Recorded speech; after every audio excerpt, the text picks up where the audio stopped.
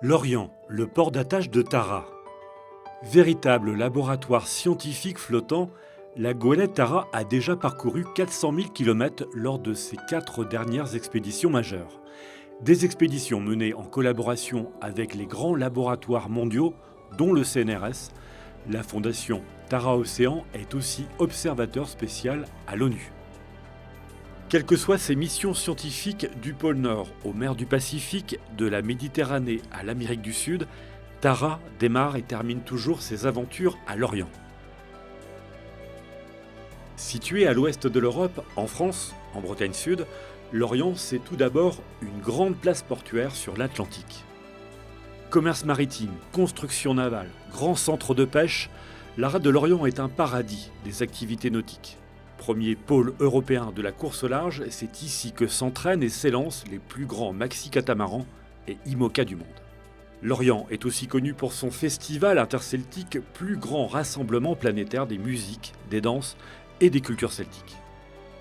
L'histoire de Tara et de Lorient Agglomération démarre en 2005, alors que les responsables du projet s'apprêtent à lancer la première expédition en Arctique. C'était une rencontre avec Groix, avec le Festival du film insulaire de Groix en 2005. Et l'envie, à l'époque, les élus locaux me disaient, on cherchait un peu, Tara n'était pas connu, on cherchait un port, une plateforme technique pour pouvoir accueillir le bateau. Puis aussi des gens qui partagent les mêmes idées que nous et de la volonté de changer les choses et de monter un projet ensemble dans la durée.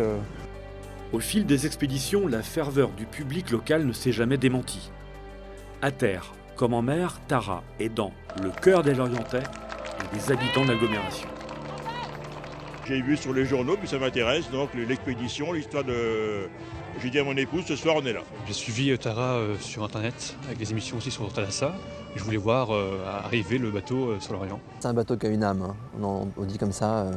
Certains bateaux ont une histoire, ont une personnalité en fait. Et cette histoire entre cette personne qui est Tara et l'Orient, je pense qu'elle est vraiment... Elle est vraiment forte, elle est profonde. L'Orient est né de l'aventure maritime, du commerce de la Compagnie des Indes qui allait chercher les soies et les épices aux Indes. Et là, c'est une autre aventure maritime à caractère plus scientifique qui démarre. Mais c'est le fort attachement à tout ce qui a trait à l'aventure maritime. Et nos concitoyens sont très très fiers d'avoir en permanence l'Orient, port d'attache de Tara. C'est une très grande fierté pour notre population.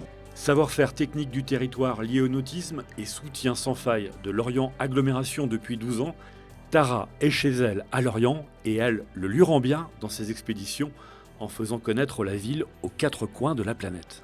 On a marqué Lorient à l'arrière du bateau déjà, le port de rattachement. Et des gens parfois nous posent mais c'est Lorient, mais c'est où Lorient? Donc on leur explique aussi sur la carte. Moi je suis très fier quand je vois à l'autre bout du monde, il y a un article sur Tara et je vois Lorient marqué sur la page, hein, sur le journal, le bateau est parti de Lorient. Le fait que le Tara, effectivement, ait son port d'attache à Lorient est une formidable opportunité d'image pour le territoire. Et nous sommes là, à Lorient, finalement, pour porter ce beau message, qui est un message aussi en faveur du développement durable, de la lutte contre le changement climatique. Et donc, on est très fiers à Lorient Agglomération et sur le territoire de Lorient de porter ce message avec la Fondation Tara. Tara et le territoire de Lorient, c'est donc une belle histoire de partage, un engagement commun pour la science et pour notre planète. Alors, bon vent et longue vie à Tara et à Lorient.